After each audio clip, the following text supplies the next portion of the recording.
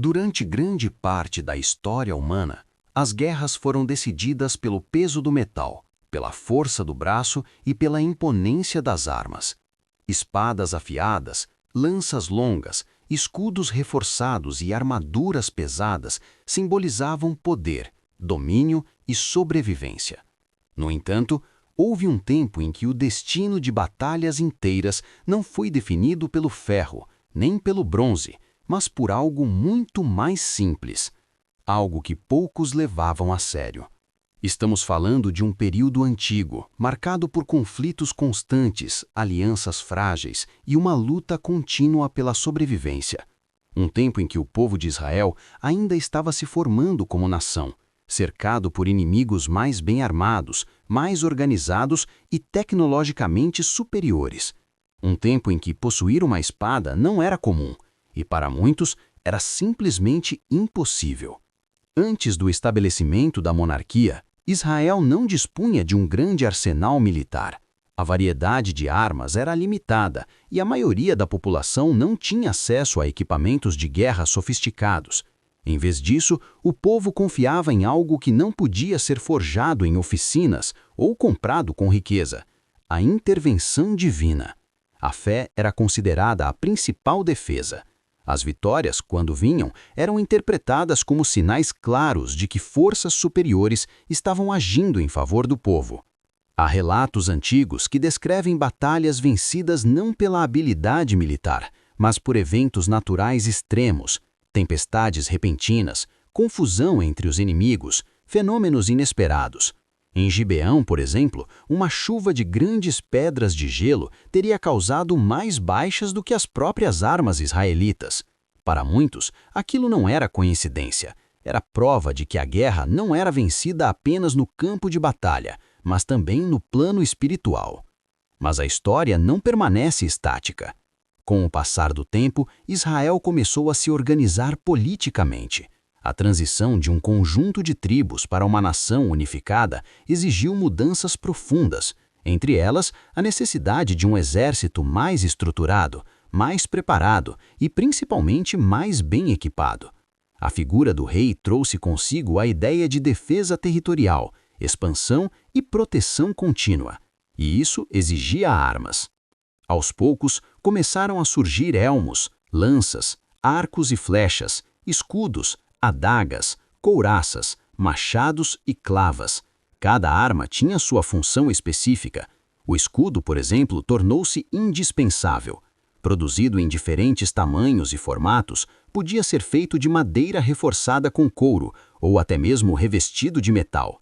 Ele protegia o guerreiro não apenas de ataques frontais, mas também dos flancos, permitindo formações mais organizadas no campo de batalha. As couraças também evoluíram. O elmo passou a proteger a parte mais vulnerável do corpo, a cabeça. Já a couraça cobria o tronco, as costas e os ombros. Algumas eram simples, feitas de couro grosso, outras, mais elaboradas, utilizavam bronze, ferro e até ouro. Um dos exemplos mais famosos é o da couraça de escamas usada por Golias, um guerreiro filisteu cuja presença por si só causava terror. Era tão pesada que exigia brevas de bronze para proteger as pernas, tornando-o quase uma fortaleza humana em movimento. Mas toda essa evolução tinha um problema fundamental. Israel não dominava a tecnologia do metal. Durante o período em que os filisteus exerceram controle militar sobre a região, eles também controlavam algo ainda mais estratégico: as forjarias. O ferro, matéria-prima essencial para a fabricação de espadas e lanças, estava sob monopólio inimigo. Os israelitas eram impedidos de produzir suas próprias armas. Para afiar ferramentas agrícolas, precisavam recorrer aos filisteus. Isso significava que, em caso de guerra, muitos soldados israelitas simplesmente não tinham espadas.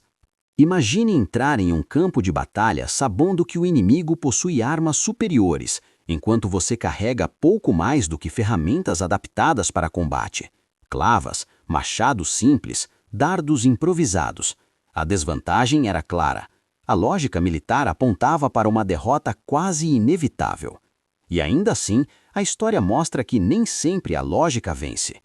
Foi nesse cenário que uma arma improvável começou a se destacar. Uma ferramenta humilde, usada originalmente por pastores para proteger seus rebanhos de animais selvagens. Uma arma que não exigia metal, não dependia de forjarias e não chamava a atenção no campo de batalha. Uma arma simples, mas extremamente perigosa nas mãos certas. A funda. À primeira vista, a funda parecia inofensiva.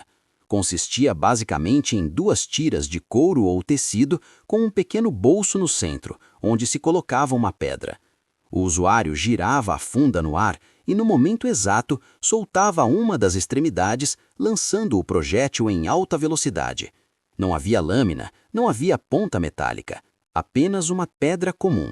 Mas subestimar a funda era um erro fatal.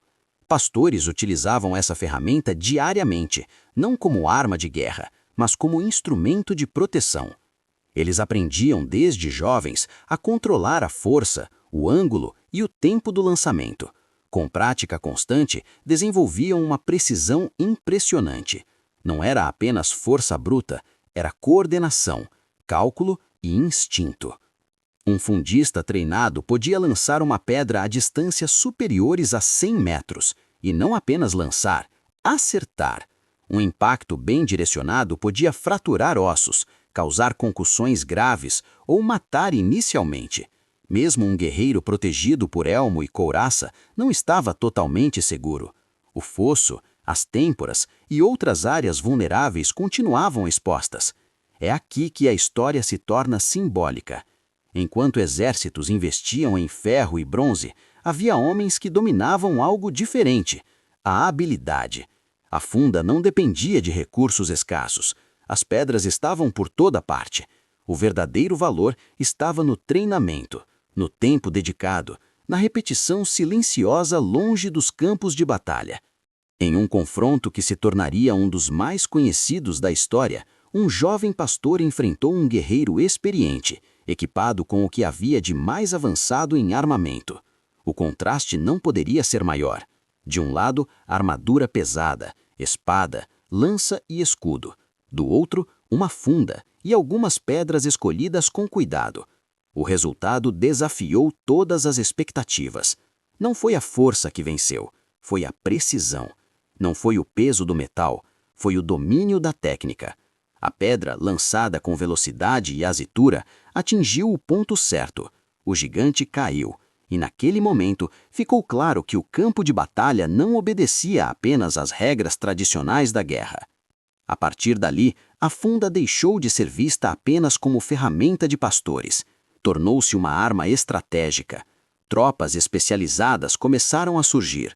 Homens treinados especificamente para o uso da funda passaram a integrar formações militares. Sua função era clara: atacar à distância, quebrar formações inimigas e atingir alvos vulneráveis antes do combate corpo a corpo. E além disso, a funda tinha uma vantagem crucial em terrenos elevados. Em ataques a cidades fortificadas, onde muralhas representavam um obstáculo quase intransponível, os fundistas podiam lançar projéteis em ângulos ascendentes, atingindo defensores posicionados no alto. Era uma arma simples, mas extremamente versátil. Enquanto isso, outras armas continuavam a desempenhar seus papéis. O arco e a flecha, por exemplo, evoluíram com o tempo. Arcos compostos, feitos de madeira, chifre e tendões, ofereciam maior alcance e potência.